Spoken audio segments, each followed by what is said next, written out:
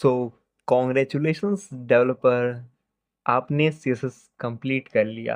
आओ एक रिवीजन करते हैं। So this is a revision part of CSS mastery course. So start करते हैं। फर्स्ट ऑफ ऑल, जैसा कि लिखा सीएसएस इंट्रोडक्शन। तो CSS stands for cascading style sheet. जैसा कि आपको पता है, it is a styling language. ये क्या है कि स्टाइलिंग लैंग्वेज है।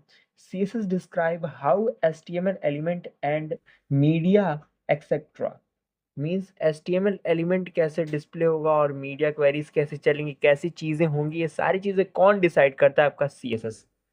इसी प्रकार से क्या है, CSS was the first proposed by Hakon William Lie. जैसे कि टिम बर्नर ली थे, वैसे ही हैकॉन विलियम ली थे। On October 10 1994। At the time Lie was worked with Tim Berners Lee, यानी कि जो हैकॉन थे वो भी क्या, टिम बर्नर ली के साथ काम कर रहे थे सर्न में। तो CSS was proposed in 1994 as a web styling language, but अभी के टाइम पे CSS को केवल वेब में ही नहीं और भी जगहों पे यूज किया जा रहा है। ठीक है। सो आगे जैसा कि आप देख सकते हैं, टाइप ऑफ CSS, यानी कि जनरली टाइप ऑफ CSS का मतलब ये नहीं कि CSS के इतने प्रकार हैं। मेनली CSS को इतने तरीके से आप यूज कर सकते हो। जैसे कि सबसे पहला होता है आपका इनलाइन CSS। इनलाइन CSS का मतलब एक ऐसी CSS फाइल जो कि आप अपने क्या कर रहे हो, जैसे मान लो आपने H1 लिखा, पैराग्राफ लिखा, या फिर कोई भी एक एलिमेंट लिखा HTML का, तो उसी के साथ साथ अगर आप स्टाइल लिख के, इक्वल टू लिख के और उसकी प्रॉपर्टी और वैल्यू दोगे तो वो इनलाइन कहलाएगा। कैसे? मान लो आप कोई भी कोड कर रहे हो, आपने P लिख दिया। सपोज मैं इधर दिखा दे रहा हूँ आपको। मैंने कहा कि मैंने एक P लिखा, यानी कि एक पैराग्राफ। ठीक है। एंड पैराग्राफ में ही मेरे को मान लो है ने हाई लिख दिया, और मेरे को इसमें क्या करना है, रेड कलर देना है। तो मैं क्या करूंगा, इसके लिए बहुत सारे तरीके आते हैं, जिनमें सबसे पहला तरीका आता है आपका इनलाइन का, जिसके लिए क्या करना है, सीधे सीधे यहीं पे एक एट्रीब्यूट डालो स्टाइल नाम का। क्या एट्रीब्यूट डालो, स्टाइल नाम का। और स्टाइल इज इक्वल टू, आप क्या कर दो, जो भी आपको वैल्यू वगैरह देनी होगी, जैसे कि मेरे को रेड देना है, या फिर जो भी चीज आप देना हो आप दे सकते हो। ठीक है। तो इस प्रकार से ये वर्क करता है। ऐसे ही आगे देखते हैं। इंटरनल सीएसएस का मतलब क्या होता है? मान लो आप क्या कर रहे हो, कोई कोड कर रहे हो, सीएसएस की फाइल बना रहे हो, तो उसमें अगर आपको स्टाइलिंग डालनी है तो उसके लिए क्या है, ऑलरेडी एक टैग बना हुआ है जिसका नाम है स्टाइल टैग। ठीक है। स्टाइल लिखोगे, उसके अंदर जो भी आप वैल्यू को टारगेट करो, जैसे H1 को, पैराग्राफ को, या फिर इमेज को, वो टारगेट करके उसकी वैल्यू और प्रॉपर्टी दोगे और स्टाइल टैग क्लोज कर दोगे। इसी प्रकार से तीसरा टाइप आता है एक्सटर्नल सीएसएस। एक्सटर्नल सीएसएस का नाम से ही आप समझ रहे होगे कि एक ऐसी सीएसएस की फाइल जो कि क्या है ना, एक फाइल से बाहर है। जैसे कि मान लो मैंने कहा कि मेरे पास एक फाइल है index.html, और मैं अगर इसी फाइल के अंदर सीएसएस का भी कोड करूं तो वो इंटरनल होगा। लेकिन अगर यही फाइल में बाहर जाकर कोई और फाइल बनाकर करूं तो वही क्या होगा, एक्सटर्नल होगा। ठीक है। आओ इसी प्रकार से हम लोग देखते हैं सीएसएस के अंदर सेलेक्टर कितने होते हैं। अब अगर आप सीएसएस सेलेक्टर की बात करोगे तो बहुत ज्यादा होते हैं, लेकिन उनमें से मुख्यतः 12 सबसे इंपॉर्टेंट होते हैं, जो कि हर एक इंडस्ट्रियल लेवल या फिर जो भी आप प्रोजेक्ट बनाओगे सब में यूज किया जाता है। जिनमें से 5 तो मतलब मोस्ट मोस्ट इंपॉर्टेंट होते हैं। देखो, सबसे पहला होता है कॉम्बिनेटर सिलेक्टर। अब इसके बारे में क्या है, कैसे ये वर्क करता है, ये सारी चीजें हमने ऑलरेडी डिस्कस कर रखी है, बट एक रिवीजन ले रहे हैं हम लोग। ठीक है। Combinator selector. दूसरा होता है pseudo class selector.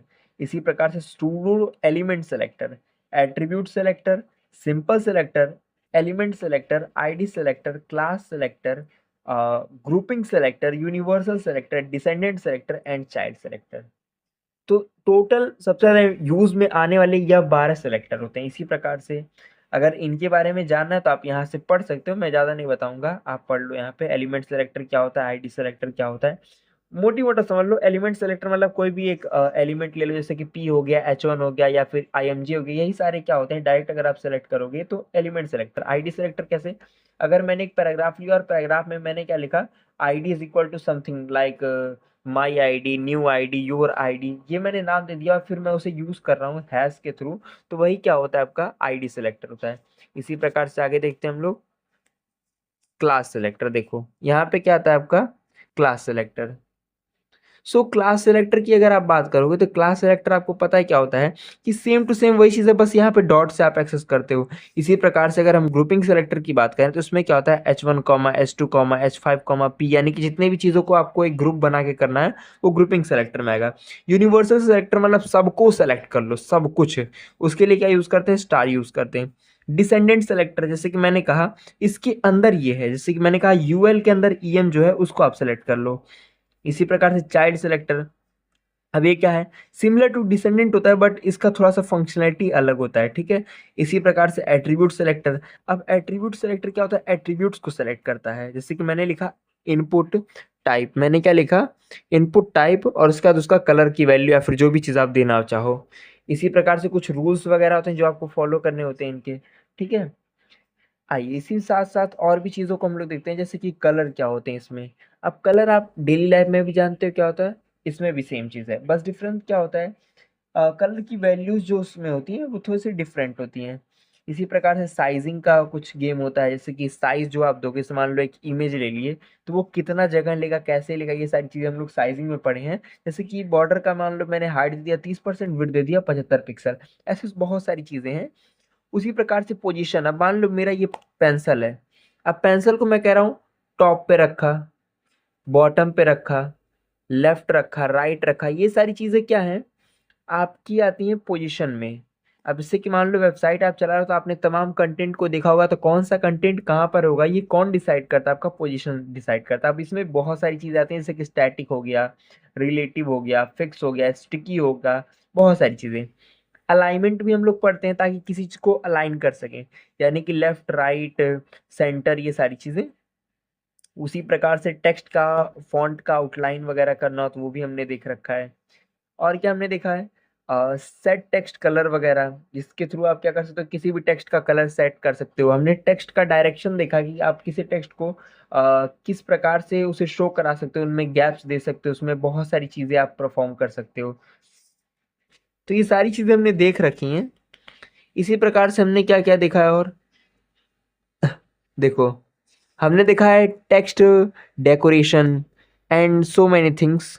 But mostly अगर आप देखोगे तो यहाँ से मेन जो आपका पार्ट होता है वो होता है CSS3 का। अब देखो CSS3 कोई एक नई लैंग्वेज नहीं है, ये क्या है, एक CSS का ही वर्जन है।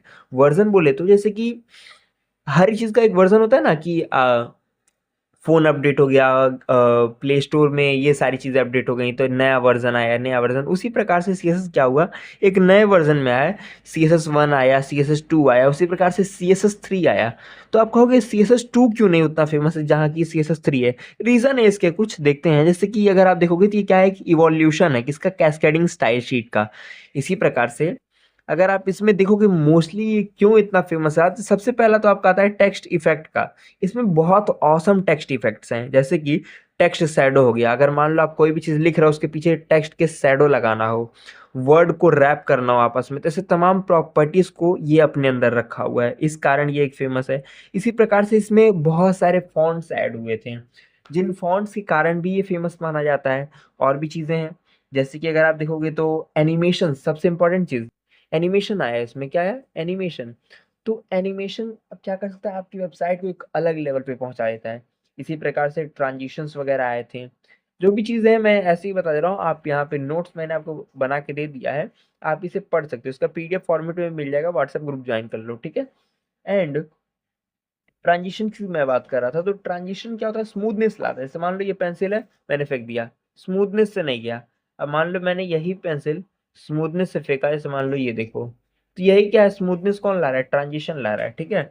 इसी प्रकार से ट्रांजिशन में बहुत सारी प्रॉपर्टीज होती हैं, जैसे transition property, transition timing function, transition duration, transition delay and so many things. इसी प्रकार से अगर आपको कॉलम वगैरह से रिलेटेड कोई चीज़ करनी है तो उसमें क्या है, मल्टीपल कॉलम्स आते हैं, जैसे कि column count, column rule and column group and so many things.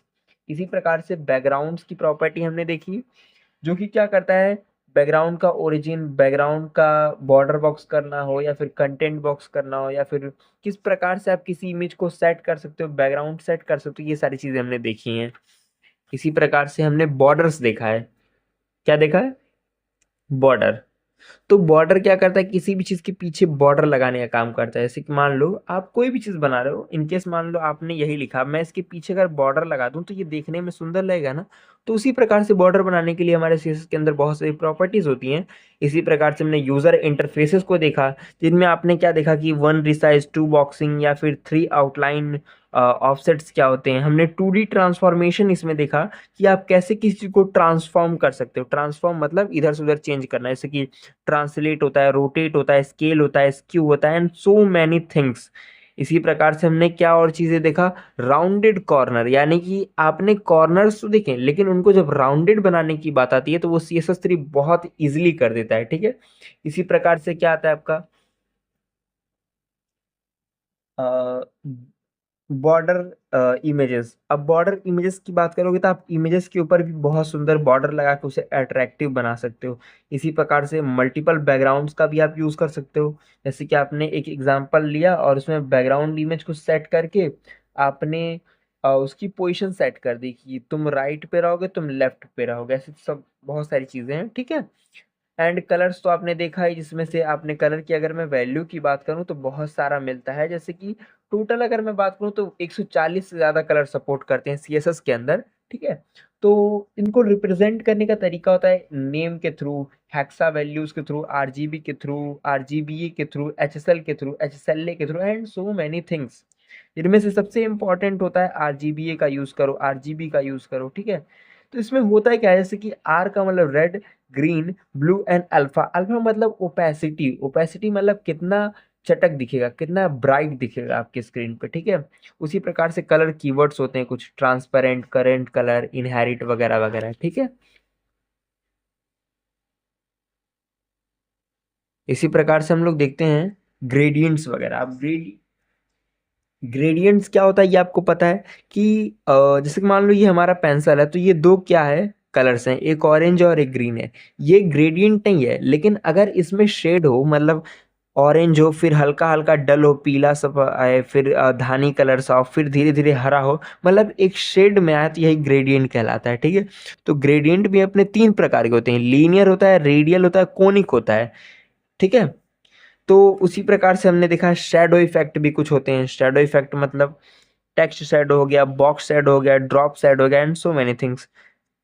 इसी प्रकार से टेक्स्ट के भी इफेक्ट मिल जाएंगे जो हमने ऑलरेडी पढ़ रखा है। एंड वेब फॉन्ट्स बहुत सारे मिलते हैं, जिसको TTF होता है, OTF होता है एंड बहुत सारे फॉन्ट्स होते हैं जो कि हमने ऑलरेडी देख रखा है।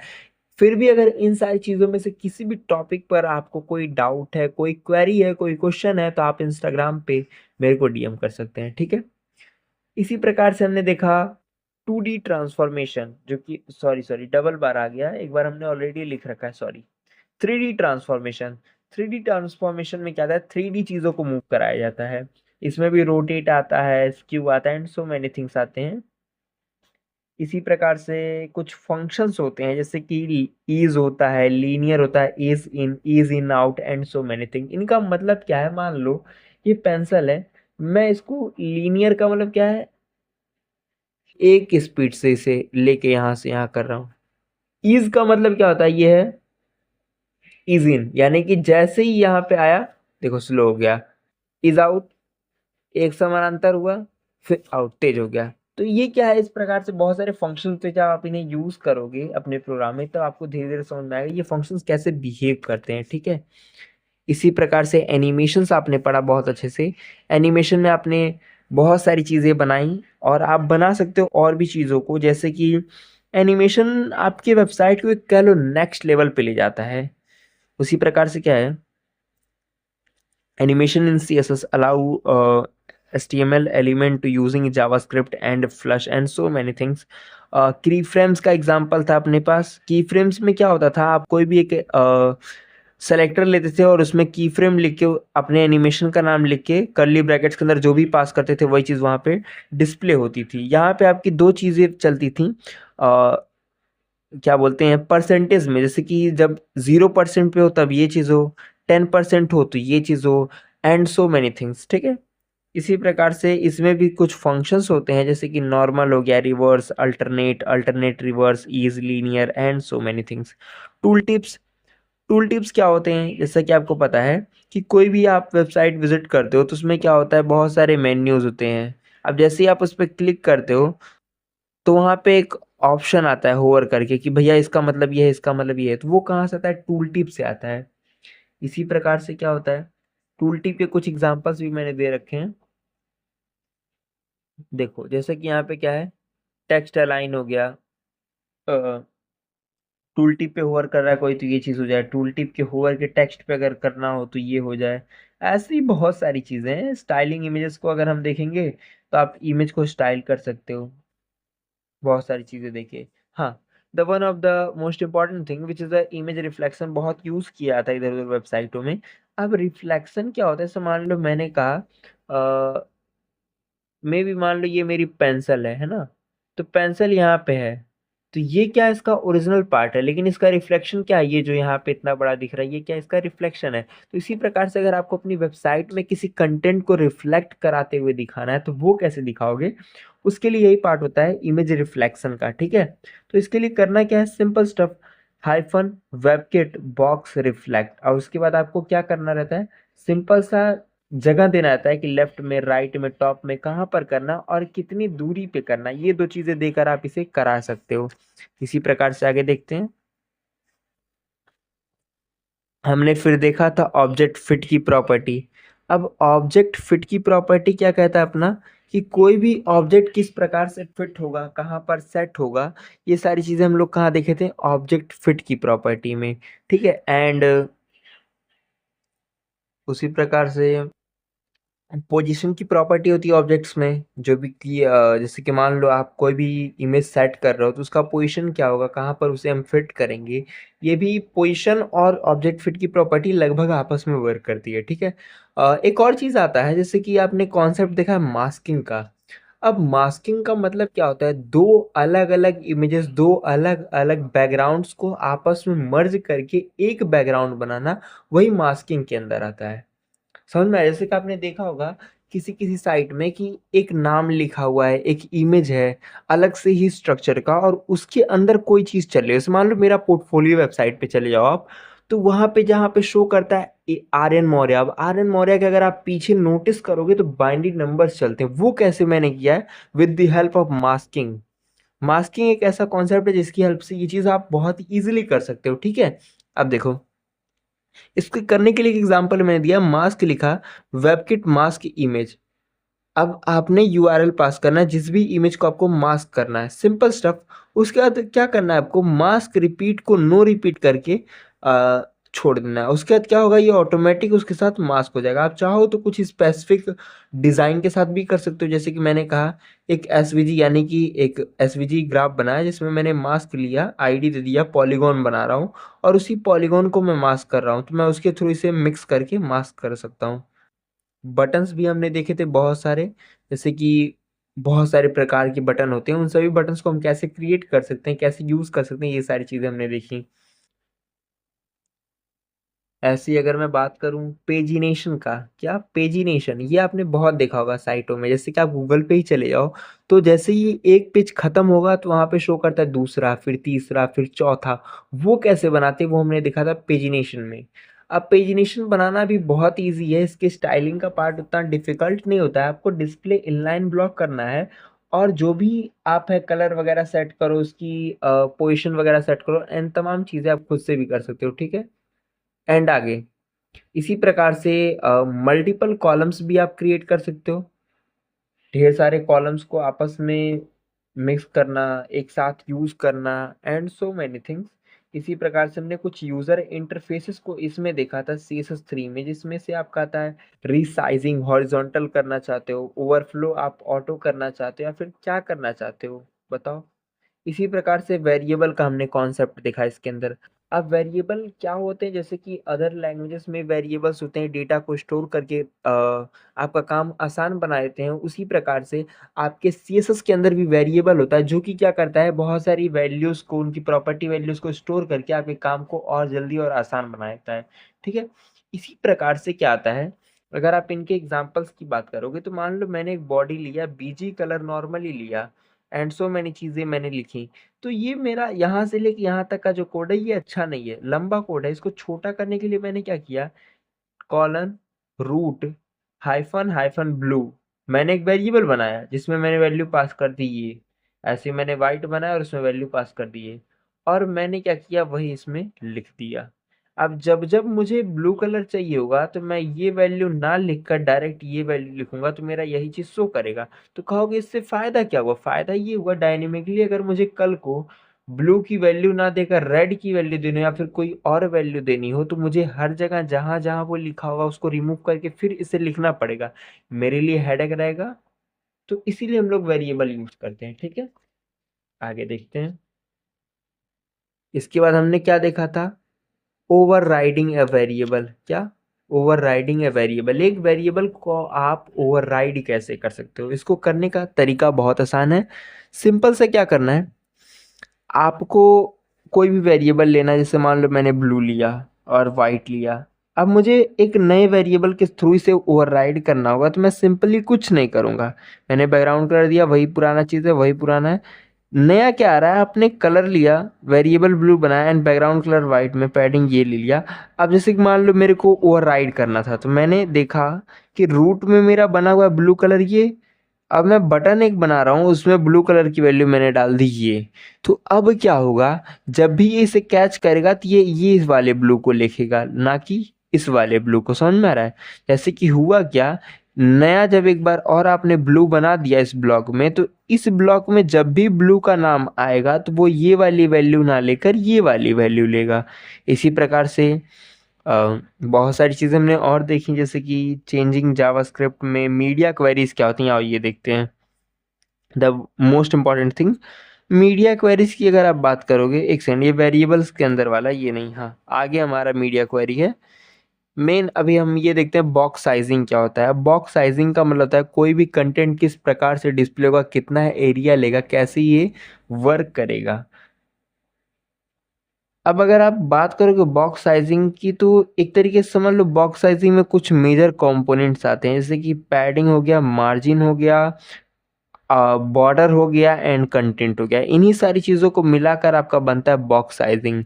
और ये बहुत इंपॉर्टेंट होता है, इसको आप डिटेल में पढ़िए, वापस से अगर भूल गए हो तो वीडियो पे जाओ और पढ़ कर आओ। ठीक है, इसी प्रकार से हम बात करेंगे किसके, मीडिया क्वेरीज की। अब अगर आप मीडिया क्वेरी की बात करोगे तो ये बहुत यूज़फुल होता है आपकी वेबसाइट को रिस्पॉन्सिव बनाने के लिए। अब रिस्पॉन्सिव का मतलब क्या होता है ये आपको पता है। मान लो आप कोई वेबसाइट बनाए बहुत सुंदर है लेकिन वो केवल लैपटॉप और डेस्कटॉप पे अच्छी लग रही है। मान लो अगर आपका यूजर है, कोई फ्रेंड है, उसके पास लैपटॉप डेस्कटॉप ना हो तो फिर वो क्या करेगा, उसके पास तो फोन है ना। तो इसीलिए हमें क्या करना पड़ता है, अपनी वेबसाइट को रिस्पॉन्सिव बनाना पड़ता है, जिस कारण कोई भी यूजर आपकी वेबसाइट पे एक अच्छा एक्सपीरियंस शो कर पाए। तो इसलिए हम लोग पढ़ते हैं मीडिया क्वेरीज को। अब मीडिया क्वेरी में बहुत सारी चीजें आती हैं जिनको आपको डिटेल में पढ़ना पड़ेगा। तो मीडिया क्वेरी बस इतना समझो इसका काम क्या होता है, आपकी वेबसाइट को रिस्पॉन्सिव बनाना। मीडिया क्वेरीज में बहुत सारे फंक्शंस होते हैं, बहुत सारी चीजें होती हैं जिनको आपने देख रखा है। आगे बढ़ते हैं, तो इसी प्रकार से हमने फिर नेक्स्ट देखा था फ्लेक्स बॉक्स। अब देखो, अभी की टाइम पे प्रेजेंट टाइम में अगर आपको सीएसएस आता है और सीएसएस में फ्लेक्स बॉक्स नहीं आता है, अरे भैया कैसा सीएसएस जानता है रे तू। समझ में आ रहा है, basically flex box and grid the one of the most most important part of the CSS. ठीक है, तो फ्लेक्स या फिर एक तरीके से कह लो ग्रिड, जो ये दोनों कॉन्सेप्ट्स हैं ये क्या है, एक तरीके से कंटेनराइजेशन का काम करता है, यानी कि जो भी आपके वेबसाइट में एलिमेंट्स हैं इधर उधर फैले हुए, उन्हें कंटेन करके एक सिस्टमैटिक मैटर में बहुत इजीली, बहुत फास्ट और इफिशिएंट मैनर में करने का काम करता है फ्लैक्स और ग्रिड। दोनों में छोटा सा डिफरेंस है, एक तरीके से समझो फ्लैक्स जो होता है वो 2Ds पे समझ लो एंड ग्रिड जो होता है वो 3Ds पे समझ लो। इसी प्रकार से flex container and flex item and so many things होते हैं जिनको हमने ऑलरेडी पढ़ रखा है। इसी प्रकार से हम लोग आगे आते हैं एंड फ्लेक्स रिस्पॉन्सिव की बात करोगे तो सेम वही चीज फ्लेक्स रैप वगैरह कर दो एंड फ्लेक्स की एक वैल्यू पुट कर दो, वो ऑटोमेटिक रिस्पॉन्सिव हो जाएगा।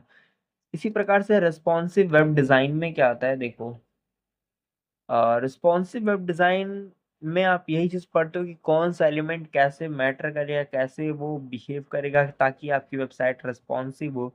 जिनमें आपका सबसे अच्छा रोल प्ले करता है व्यू पोर्ट वगैरह, जैसे कि आपने एक टैग देखा है ना HTML के अंदर, Meta name view port content, ये तो ये इसका काम ही होता है रिस्पॉन्सिव बनाना, ठीक है। इसी प्रकार से ग्रिड व्यू हो गया, एंड मीडिया क्वेरीज हो गई, इमेजेस हो गए, वीडियोस हो गए, एंड सो मैनी थिंग्स जो कि आपकी क्या करते हैं वेबसाइट को रिस्पॉन्सिव, बेटर एंड एक बहुत अच्छा यूजर एक्सपीरियंस प्रोवाइड करते हैं, ठीक है। तो बस यही नहीं, इसके अलावा तमाम चीजें पाई जाती हैं CSS के अंदर। अगर आगे देखोगे तो कुछ चीजें और होती हैं जिन्हें हमें जानना आवश्यक पड़ता है। इसका नाम है फ्रेमवर्क्स। क्या होते हैं? अब फ्रेमवर्क्स के बारे में हमने डिटेल में डिस्कस कर रखा है, लेकिन फिर भी एक बार देख लेते हैं कि फ्रेमवर्क आखिर होता क्या है। बेसिकली बात कर लो, आपके काम को आसान करने का काम करता है कौन? फ्रेमवर्क। जैसे कि मान लो एक मूर्तिकार है, अगर एक मूर्ति बना रहा है 10 दिन ले रहा है, तो मान लो उस मूर्तिकार के पास कोई भी सांचा, यानी कि एक होता है ना कंटेनर जिसके थ्रू आप मिट्टी डालकर पुश करते हो तो हैंड निकलता है या फिर सिर निकलता है, बहुत सारी चीजें निकलती हैं, आपने कभी देखा होगा एक मूर्तिकार को मूर्ति बनाते हुए। तो वही चीज अगर मान लो उसके पास वो चीज ना हो तो उसको 10 दिन लगेगा, लेकिन अगर वही चीज उसके पास हो, वो टूल हो, तो वो जल्द से जल्द यानी कि 5 दिन, 2 दिन, 4 दिन में ही बना देगा। उसी प्रकार से फ्रेमवर्क होता है। अगर कोई वेबसाइट बनाने में 10 दिन आप ले रहे हो, प्योर CSS से बना रहे हो, लेकिन वही सेम वेबसाइट आप किसी फ्रेमवर्क से बनाओगे, तो वो कितना फास्ट और कितना जल्दी बनेगा, ये किस पर डिसाइड करता है? आपके फ्रेमवर्क पर। फ्रेमवर्क बहुत सारे होते हैं, अब प्रश्न ये आता है आप कौन सा पढ़ो। आप कोई भी एक पिक कर सकते हो अपनी नीज के अकॉर्डिंग। मान लो आपको जो भी फ्रेमवर्क बेटर लगे कि भैया ये मेरे को अच्छा लग रहा है, तो आप वही फ्रेमवर्क पढ़ो। अपने सारे इंडस्ट्रीज में अलग अलग फ्रेमवर्क्स यूज किए जाते हैं, जिनमें से एक एग्जांपल मैं दे रहा हूँ बूटस्ट्रैप की। मान लो बहुत अच्छा फेमस फ्रेमवर्क है। तो अब ये यूज कैसे करते हैं? सिंपल स्टफ, आपने HTML लिखा, वही पुरानी चीजें, बस एक चीज नहीं ऐड होगी यहाँ पे, क्या है? लिंक। लिंक href, उसके बाद एक CDN लिंक मिलता है जो कि बूटस्ट्रैप ORG की साइट से आप ले सकते हो, वो पुट करोगे, एंड एक स्क्रिप्ट पुट करोगे। बस ये दो चीजें पुट कर दोगे तो ऑटोमेटिक जब भी आपको कोई चीज यूज करना होगा तो आप बहुत इजीली कर सकते हो। एग्जांपल, मान लो डिव क्लास बनाए कंटेनर फ्लूइड। अब ये ऑटोमेटिकली क्या करेगा? एक कंटेनर फ्लूइड टाइप का बना देगा, और P5 यानी कि पैडिंग 5 देगा, BG यानी कि बैकग्राउंड प्राइमरी कलर देगा, टेक्स्ट वाइट देगा, एंड टेक्स्ट सेंटर देगा। आप देखो इतना सा ही आप केवल क्लास में कुछ वैल्यूज पुट के, जिससे क्या होगा, आपका ये वेबसाइट बहुत बेटर लगने लगेगा। यही आप नॉर्मली CSS से करते तो टाइम ज़्यादा लेता लेता कि नहीं? बस वही चीज़ है। इसीलिए कहते हैं फ्रेमवर्क्स बेटर होते हैं, लेकिन फ्रेमवर्क आप तभी सीख सकते हो जो आपको बेसिक उस चीज़ की नॉलेज हो। जैसे कि बहुत सारे लोगों ने कहा कि रिएक्ट सीख लो। अब रिएक्ट देखो तभी आएगा जब आपने जावास्क्रिप्ट पढ़ रखा होगा।